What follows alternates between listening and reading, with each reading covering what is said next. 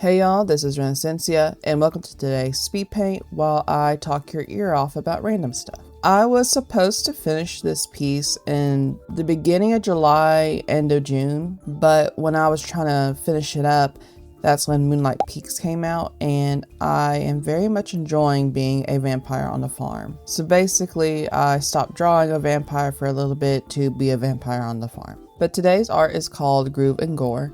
For years, I've been kind of enamored with the idea of a vintage or a retro vampire girl, and I've done a few experiments and pieces with the idea in the past few years, but I never really came up with a solid illustration for it. And even when I kind of had some ideas, I wasn't very confident enough in my abilities to pull it off until recently. It's kind of vague about which decade she's in, somewhere between the 50s and 60s. It was really hard to find really good reference for the outfits that wasn't just a costume or wasn't AI, so hopefully I got close enough. I felt that in recent pieces that my values have been not really up to what they need to be.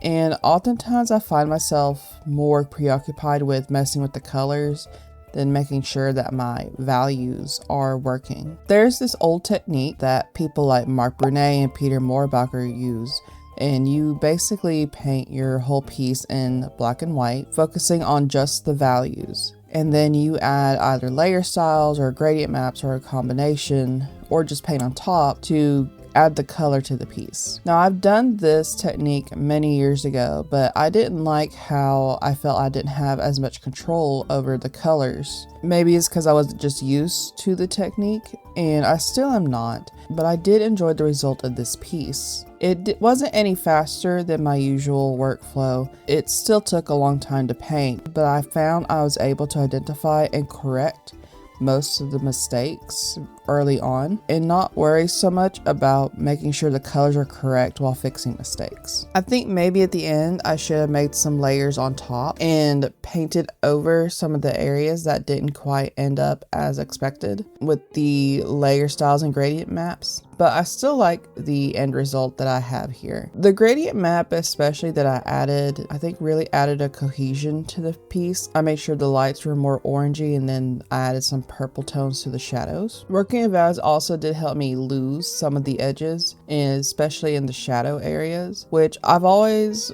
kind of wanted to start working towards. I have a habit of over detailing areas that your eye should ideally just rest at, or they're not part of the main subject, so there's really no need to overly detail those areas, at least in the way I like to do my pieces. So by working with values, I've been less afraid to lose some of those edges in my rendering, and this is something I've been working on for the past few pieces. This was a great experiment. I kind of want to find a way to incorporate everything from the values to the gradient maps again, but I do miss the control I had with the colors. I think Peter Moorbacher has this down pretty well. I won't be copying his workflow exactly, but I think there's a happy medium I'll have to experiment with in the future. Speaking of future pieces, because I put off finishing this piece for so long, even before Moonlight Peaks came out, it became almost not quite stressful and not quite a chore, but it just kind of hung over my head to that I didn't have it done. And I think that's why when I did finally finish it, I didn't feel the need to add more layers on top to paint over any areas.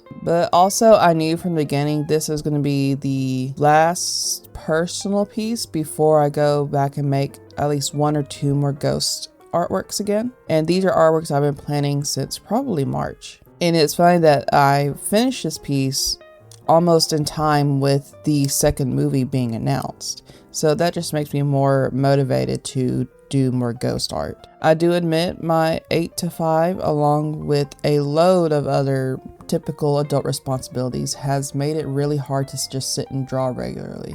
Though I do have enough ideas planned that if I drew one piece a week, it would last me a year or more. I'm just a very slow artist, and sometimes I do need a break between pieces, especially since sometimes these things take me 10 hours or more, but I really enjoy just the process of sitting and painting. It's very therapeutic and meditative for me, and it's just something I enjoy doing. But I do need breaks occasionally, especially to be a farming vampire.